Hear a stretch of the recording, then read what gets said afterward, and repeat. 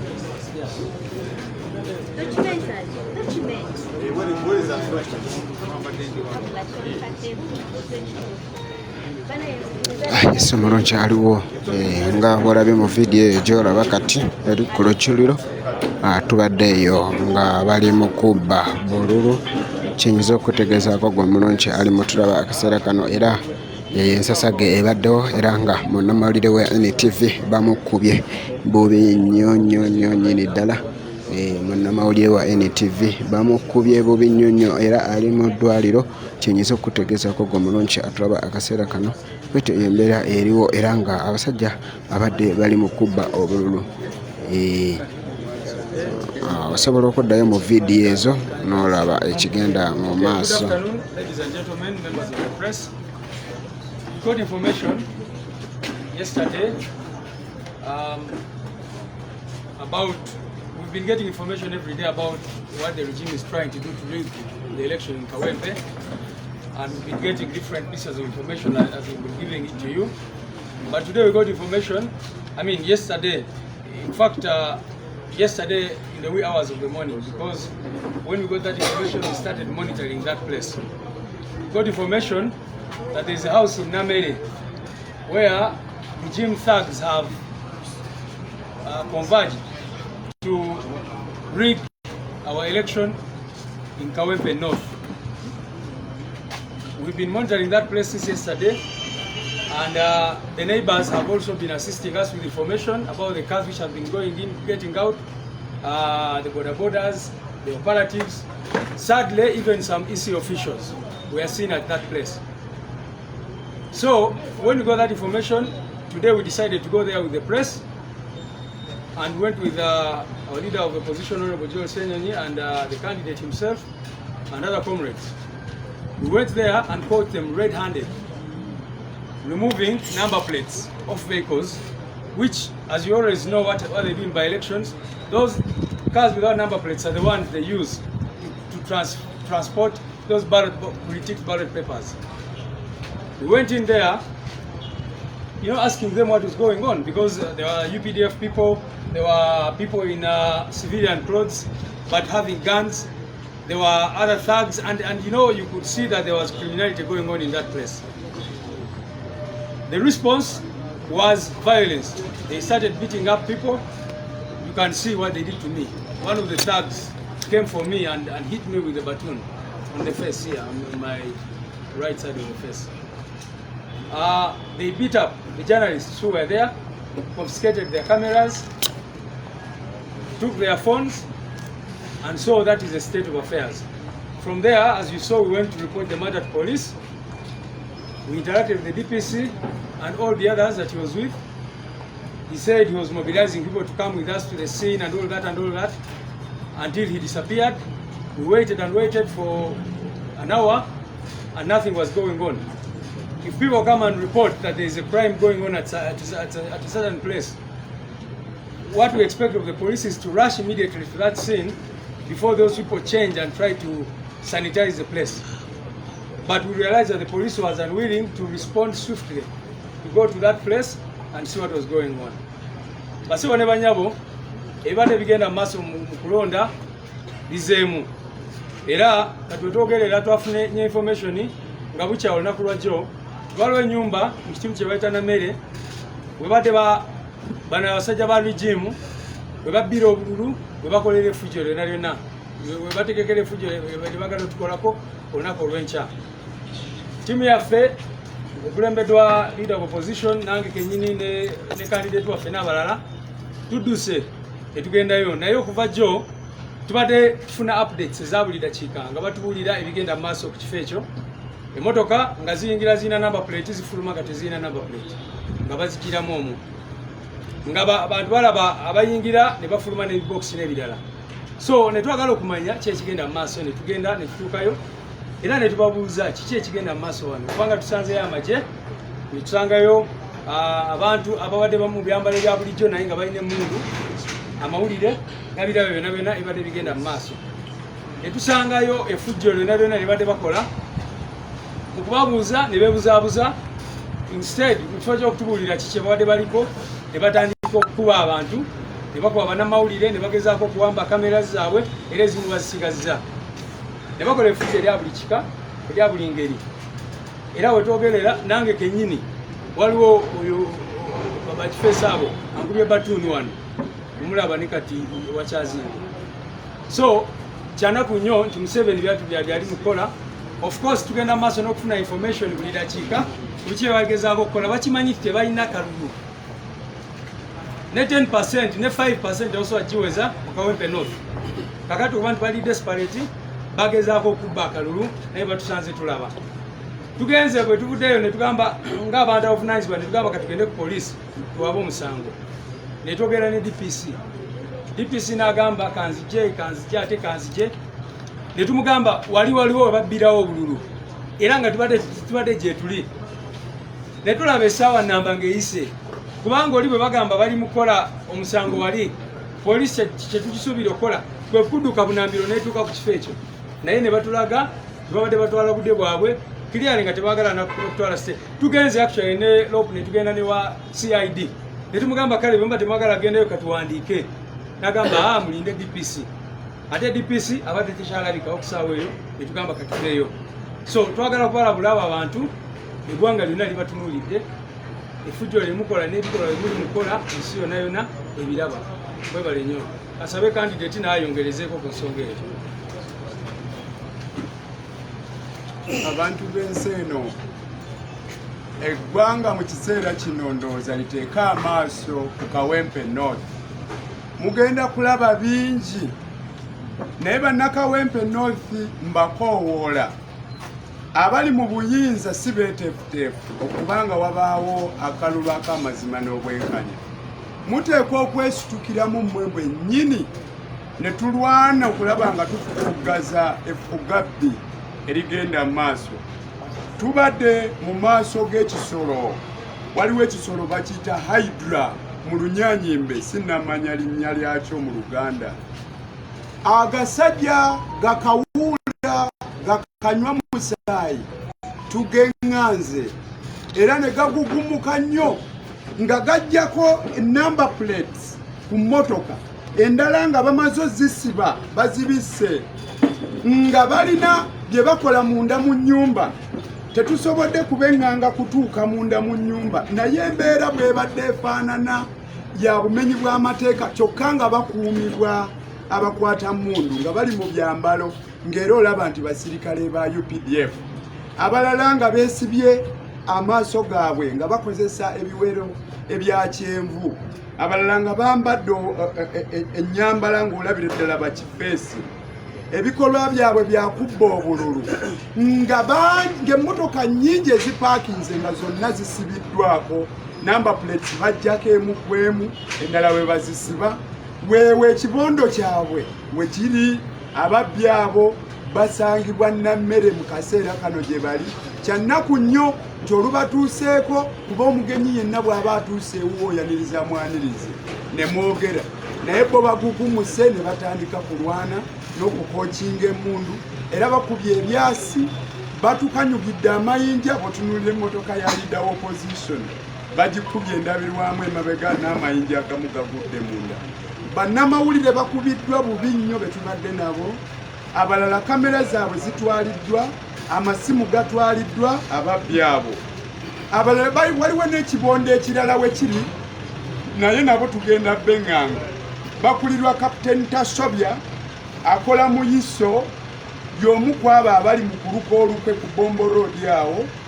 Bagezaako okulaba nga basala entoto zonna, bayiga ba agency baffe babafune, basobole okubabuzaawo oba si ekyo babagulirire oba babanyige balemererwe okukola omulimu gwabwe. Bannansi tubakoowoola musitukiremu. Bano abantu beezizibye banywevu. Luli juzi nali ku TV nentegeeza mukyala Nambi nti bakitaawe balidde ensi yaffe, balidde ebiseera by'omu maaso eby'abavubuka okumala emyaka 4, kyokka naye mukazi wattu naye mweteefuteefu okubeera ng'atambulira mu bitaba by'omusaayi, agende bamulayize newankubadde nga tebalina buwagizi. Weewuunye mu mwaka gwa 2021 NUP yafuna obululu obusoba mu mitwalo 4. Eyaddako era yali candidate nga ali independent naye nga yavamu NUP Kidandala yafuna 7. Owe-NRM yafuna obululu 6. Kyokka ku bikolobero bye bakoze okuva olwo n'okutuusa kati omuli okubba buli kamu n'okubba n'ebyabanaku, balowooza nti ettutumu balifunye basobola okuba nga bawangula akalulu. Nze nkowoola bannansi mubeeyo. Electoral Commission kirabika eri mu buwambe nayo, kubitukolwako tewali kyekola. Tebereza nze ndi candidate naye n'emmotoka yange wetwogerera baginjijeeko ntambulira ku bigere, n'empuliziganya zange bazitutte zonna. Ebyo byonna bikolebwa okunnemesa okuba nga mpuliziganya n'abantu bange. Abantu b'ekibiina kyange bali mu kuyiggibwa, buli alimu embavu gwe balaba nga anaabawantiisa bamuyigga. Era tutandise okubeera nga tulina okufaayo ennyo ku bulamu bwaffe. Nabwe kityo mbayita mwenna abalina okutukolera ku nsonga zaffe. Abantu baffe bannakitundu, bannakibiina, mwebeereremu ate nga bwe tubatunulira n'eriiso jjogi nga tetuvaako, twogere obutasirika. Mwebale nnyo, mwebalire ddala. English. We have had an occasion to go to where we received this information that they were preparing to reach elections. They were in advanced stages in their preparations, covering motor vehicle number plates. Some are being removed. Indeed, we have evidence. We found them removing number plates. Immediately after reaching that house, instead of welcoming us as visitors, they chose to pick a fight. Indeed, they have attacked us, and many journalists have sustained injuries. Their cameras have been confiscated, and their phones have as well been confiscated. The leader of opposition's motor vehicle has been pelted with rocks. They have attacked the Secretary General terribly. They have threatened to kill us. They are determined to reach the election. We are aware that there is another camp along Bombo Road, which is led by Captain Tasobya, who works with ISO. They are determined to reach the election. We are calling upon residents and voters of Kawempe North constituency and Ugandans that you should come up and fight for democracy. We are calling upon members of NUP to be security conscious. They are looking for us. They want to deter us from protecting our vote. They think that they can win this election, in spite of the fact that in the last election, 2021, they only managed to get 6,000 votes against our client, our candidate who got over 40,000 votes. And another independent who was Nupuliming got 7,000 votes. But when you consider the wrongs they have committed, they think that they have gained popularity. Sincerely, they are wrong. They are fronting Nambi. I think they believe that Nambi is a miracle worker. I don't think it can be. And Nambi is determined to walk along blood of our brothers and sisters and assume the parliamentary seat of Kawempe North constituency. It is regrettable. Shame upon you, General Museveni. Shame upon you, the members of security organs who are determined not to serve the nation but rather to serve the dictator. I'm calling upon residents of Kawempe and Ugandans generally, come up and protect democracy and human rights and the rule of law in this nation. It is unbelievable that the Electoral Commission is silent when we are being handled in this manner. My motor vehicle was confiscated yesterday by police. My phones and those of my aides were confiscated yesterday, and they are doing nothing. We have gone to police, but they are only giving us lip service. They are not ready to respond to our complaints. It is regrettable indeed. I thank you.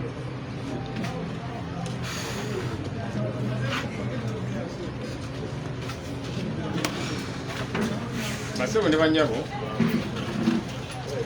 zino bimulabe bigenda maaso fe yongedde okutukakasa nti akalulu ke Kawempe North kafi dola mu ntandikwa candidate waffe nga bakamunominatinga bamukwata ne bamukuba ne bamusiba mu kaawo ate nga owa NRM mwamulabanga ayitanetingatinga mu luguudo tractor nakina abantu nga tewali buzibu lwaki nga batidde bazze bakuba abantu baffe batulukunya abalala nga bwe muzembira baba n'amawulire ne bakubibwa byonna byonna ebintu bino nga biraga nti batidde kubanga bamanyi buwanguzi bwaffe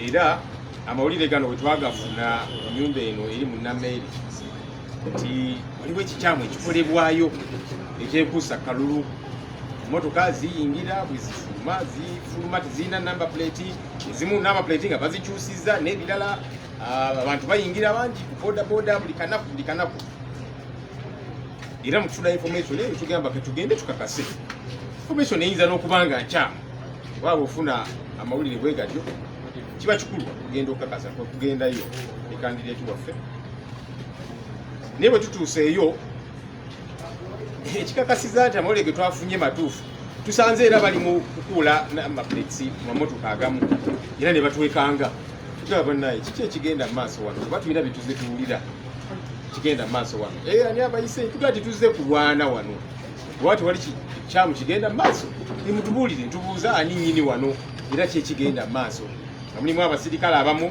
aba UPDF nga bambadde uniform abasinga naye nga bali mu leeyaga yaaya gali awo okutandika okukola effujjo nga n'agayayi gano galina amamundu ne gakookinga ne gakuba abasasi mu bbanga ne gatandika okukuba amayinja kwegamba ekiraga nti kyebabadde bakola mu kitundu kino kya bumenyi bw'amateeka era nga bagezaako okubba akalulu nga batiikinga guno nno omusango nze nkutikka Nabbanja yali mu komandinga okugezaako okubba akalulu ke Kawempe North naye Nabbanja ne banno tukuguddemu naye tugenda bakkiriza kubba akalulu k'abantu ba Kawempe North.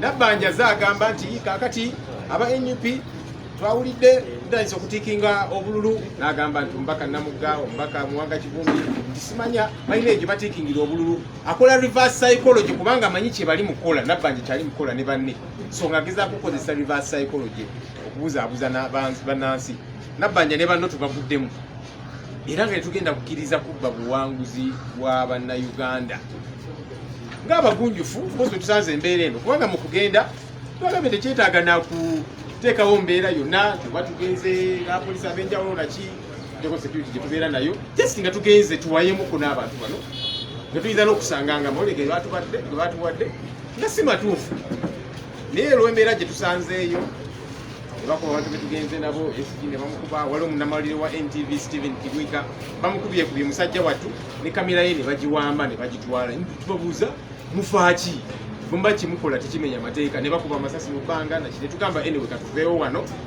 tugende ku poliisi tukitegeezeeko nti wano wetwazze nga tulowooza oba obaoliawo tewalina kikyamu kigenda mu maaso oba okubabuuza ki ekigenda mu maaso wano ate bakoze fujjo ekikakasa nti babadde bakola bimenya amateeka mu kuvaawo abantu bano bennyini aba UPDF bali mu uniform za UPDF n'abali mule abakutte amamundu ne bakwata agayenya ne batandika okuba amamotoka gaffe ez'emmotoka ezimu ndabirwamu bazaasiza nate bwe tutuuse ku poliisi DPC owa Kawemba ayitibwa Mwami Muwonge atwaniriza bulungi n'atuwuliriza naye ate ensonga zaffe taziwadde budde ntugamba naye lwaki tetugenda ne poliisi mulabe ekibadde wali kubanga obumenyi bw'amateeka bubaddewo wali bali mu kugezaawo kutiikinga bululu namba plate bazikyusa bakubye abantu naki tugende ne poliisi mulabe nammwe ekiri awo ku crime scene era tugenda temufaayo ne mukole statement tugamba kale tuzikole naye ne beetooloola essaawa neeyita ne tulaba nti bano nno nabo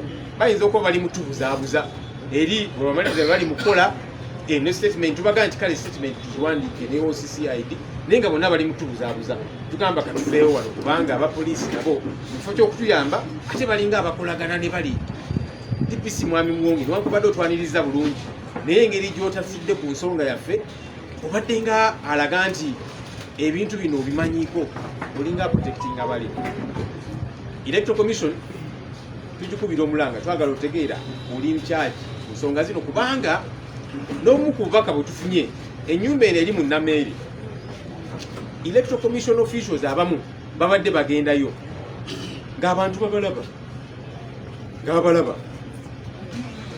nga bagendayo fact omu ku gwe boogeddeko baga nti yagendayo kwawo bamuyita mucunguzi Julius spokesperson wa Electoral Commission kakati twagala okutegeera Electoral Commission Mwami Julius Mucunguzi ene ennyumba gye tugenze ne bakuba amasasi mu bbanga ne bakuba abantu naki ne tulaba bakolayo yamenyi w'amateeka bwe wagendayo okukola ki ennyumba eno Electoral Commission yegivunaanyizibwako ye Electoral Commission bwe nga yegivunaanyizibwako lwaki candidate aba tasobola kubuuza ki ekigenda mu maaso ne batugamba nti wano Electoral Commission yapangisaawo era bakolerawo mirimu gya Electoral Commission ne tutegeera ekyo tekyalibaddemu na buzibu naye tusanze agayaayi gamukwata mundu kwegamba nga gakuuma abo abali mu kumenya amateeka abali mugezaawo okutiikinga obululu munda mu nnyumba kuba tusobodde kuyingirayo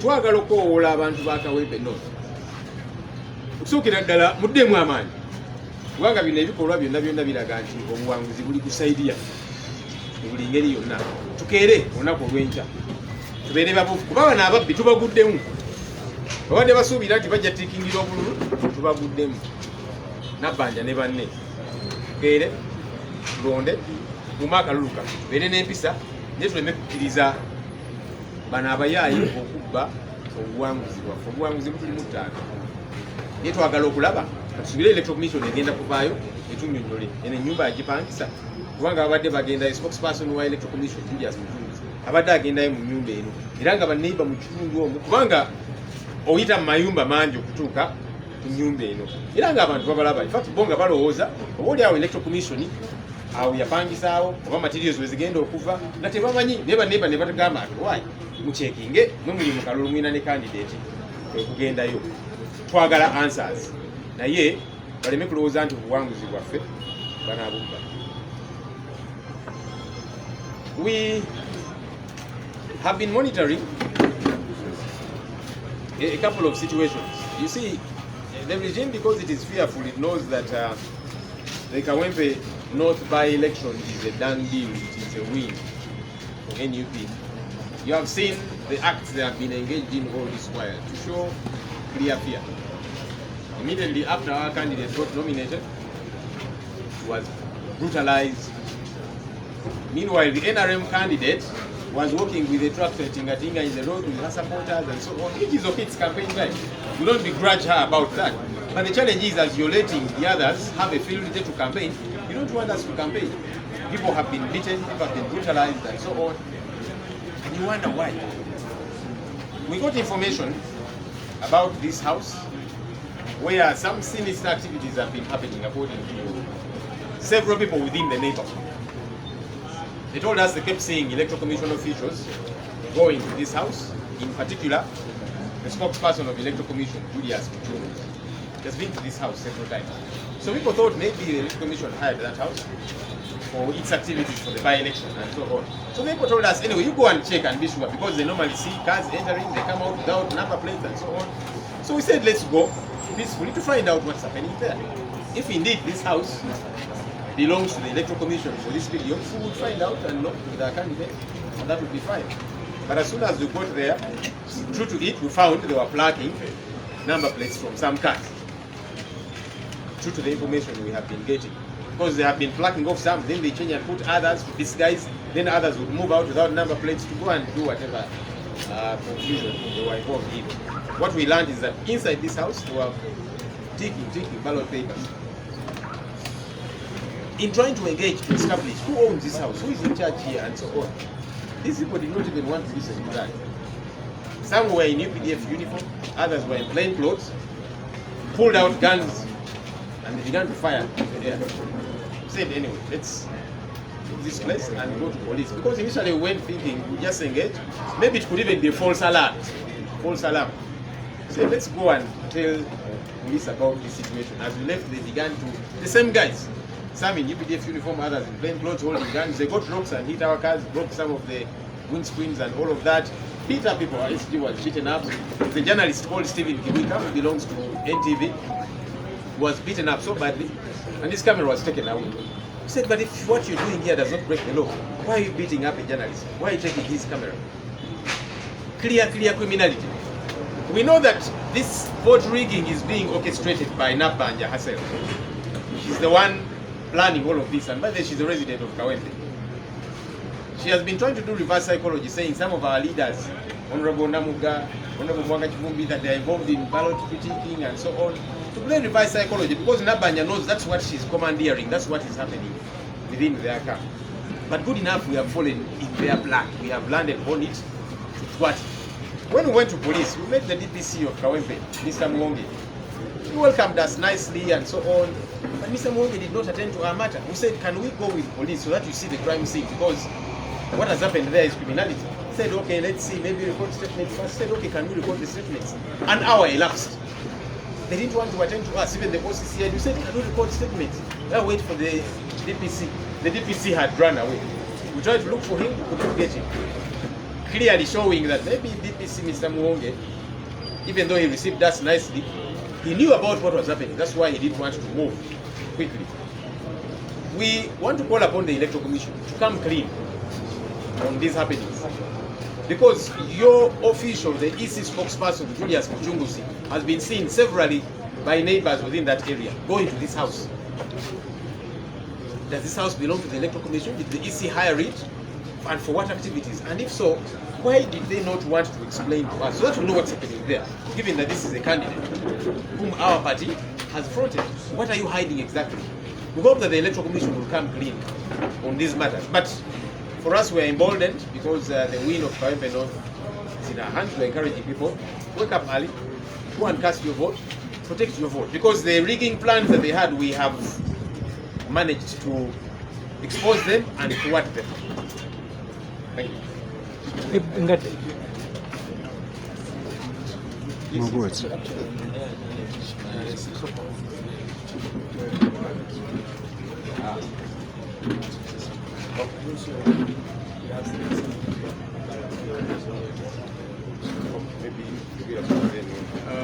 We have received further information that there is another group in the Chebando Central Zone and the house of Bida Samu Mugalu, where they are taking ballot papers.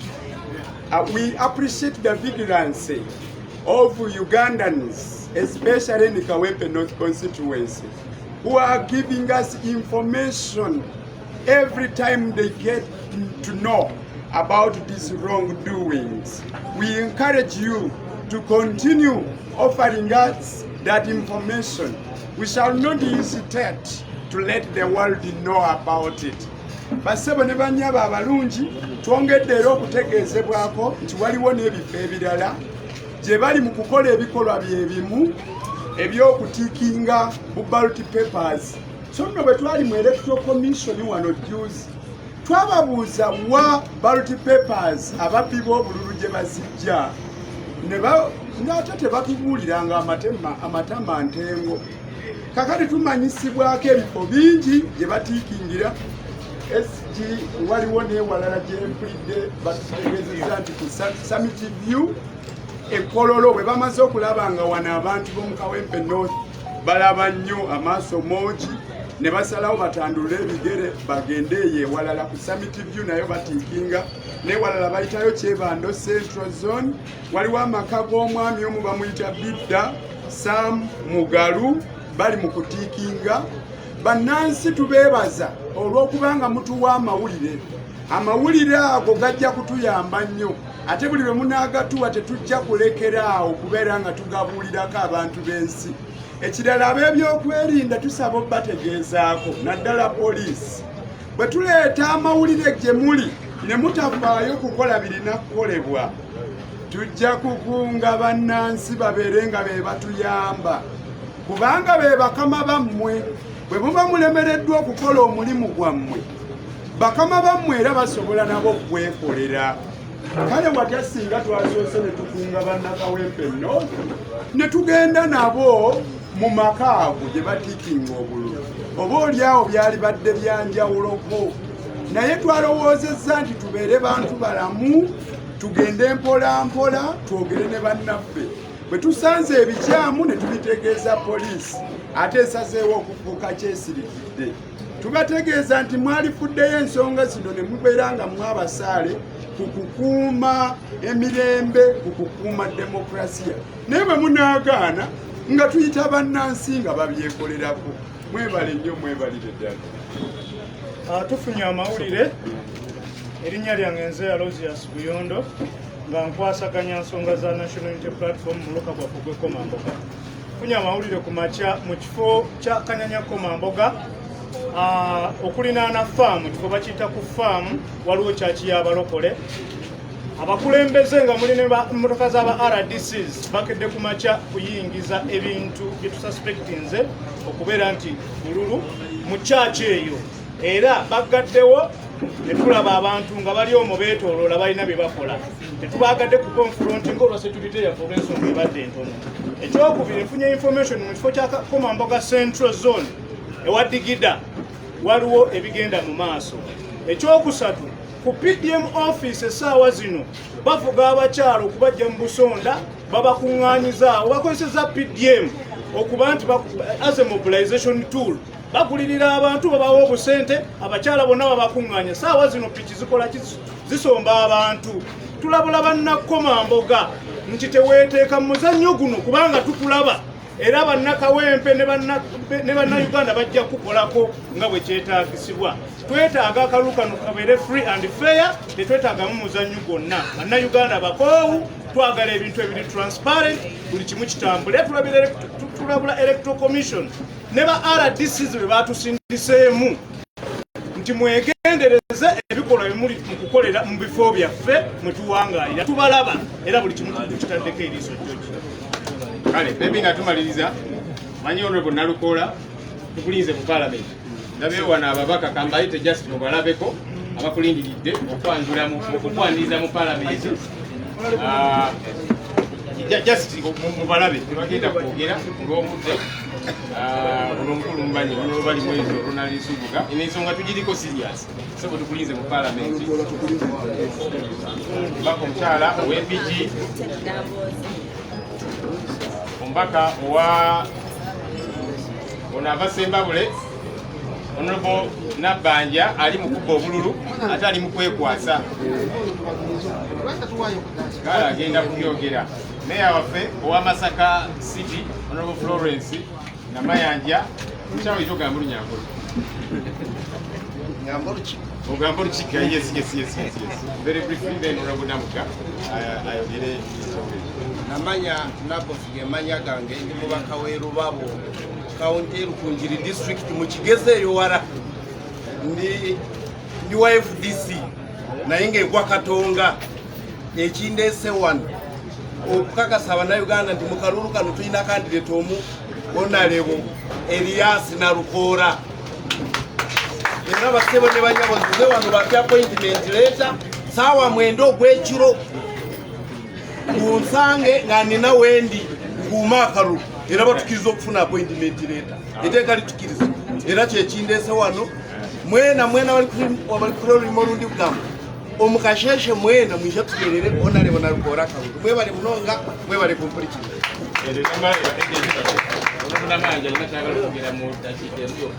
ekifuula omuntu omuzira nga tubadde mu lutalo byebinuubule byovaayo nabyo n'enkofu kanaakalulu tukeetaaga oba tuvaayo nabinuubule naye tuteeka okuvaamu nebubi yensonga lwaki tutaddewo obudde bwonna okulaba nti tutunuulira buli kigenda mu maaso. We are live to see that there is free and fair election in Kawempe.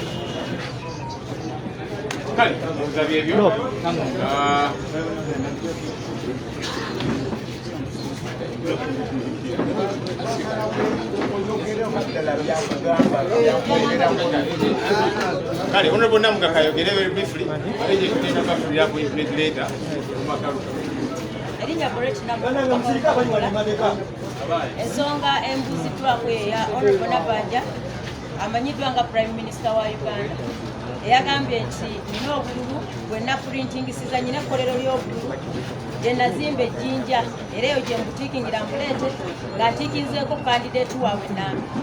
Njagala okutegeeza Prime Minister nti Namuga mbaka Parliament w'Emawogola ow'empisa ennyo era agoberera amateeka naye mbadde sigendako mu training ye ey'obusirufu bw'empisa era siyinza kulabikako nga nziba obululu. Njagala okutegeeza eggwanga nti njagala mumanye nti komanda w'ababbi b'obululu bamuyita Nabanja Prime Minister wa Uganda naye nga mukazi munne mutegeeza nti tageza n'akwata mu nva. Honorable Nabanja Prime Minister wa Uganda sawoweesa abakyala ekitiibwa abakyala tubangako babiri maama nkutegeeza nti gezaako okwate mu nva gezaako okwate mu kalulu ka Narukoola bw'ojja okumanya nti Bannayuganda basobola okufaayo. Ensonga enda zaagyogera era ngenda muggulako sobo ngenda ku poliisi muggulako musango seetaaga kunnyonoonera linnya kuba njagala ddya ku poliisi aweeyo obukakafu bwenvaano otulo ngenda ku poliisi kugulawo musango gwa kunnyonoonera linnya. Prime Minister Nabanja tayinza genda ku mativi ava kweno kweri ng'agamba nti nyina okkolero erikola obululu ejjinja so bwe nvaano ngenda kwekubira nduulu okulaba nga nfuna obwenkanya obutannyonoonera linnya. Munuupu tetulina ife tulina amaanyi g'abantu era tumanyi nti abantu b'e Kawempe akalulu baakatuwadde dda. Mbakunga mwenna bannakawempe mukeere ku makya watali kutiisibwatiisibwa mugende mulonde era bino bali mu kugamba mbu ffenna bagenda tuyola. Mukyala Nabanja yagambye mbu mwenna buli atalondera Kawempe buli atabeera Kawempe buli atawangalirayo talinnyayo ne Uganda teriko boundary tateekangawo komo nti Namuga tosukka wano so buli omu oli waddembe ogenda mu kitundu kyonna so akalulu tugenda kakuma tugenda kubeerayo. Nze mukyala Nabanja nkulinze Kawempe naye nga saawe no ngenda ku poliisi kubasaba bankwatire mukyala Nabanja olw'okunjogerako ebigambo bya nsimatu. Kimu kyokka kyetubuuza olweddeeto ebifo bino mubitegeddeko bye bagenda okubbiramu obululu mugenda kukola mutya okulaba nti obululu buno tebutuusibwa eri gye babalira oba tebuyingizibwamu eno oba mugenda kireka bulesi bugende. Okusookera ddala ekyenkiza okutegeera obululu babuvaawa kati awo already tutaddewo surveillance yaffe n'okubadde esi batukozeeko effujjo naye bategedde nti tutegeddewo kati nga tuba tugenda kukola surveillance motoka ezibaawo zonna ziragawa nga tuzigoberera. Kati subira electoral commission enaakola ogwayo ne poliisi batakola egwayo bannansi bagenda kwekolera kubanga kati tubategeezezza oba bagezaako okubbira obululu tugenda kwekolera surveillance okola nti akalulu kaffe tekabira. English. What's very important is that we have established where these people are planning to do rigging or where they started to do their rigging. Yes, Mulunchi and Yes, omulungi ndaba akaseera kano kansoke nkulageko ku moloka ya leader of opposition gye bakubye amayinja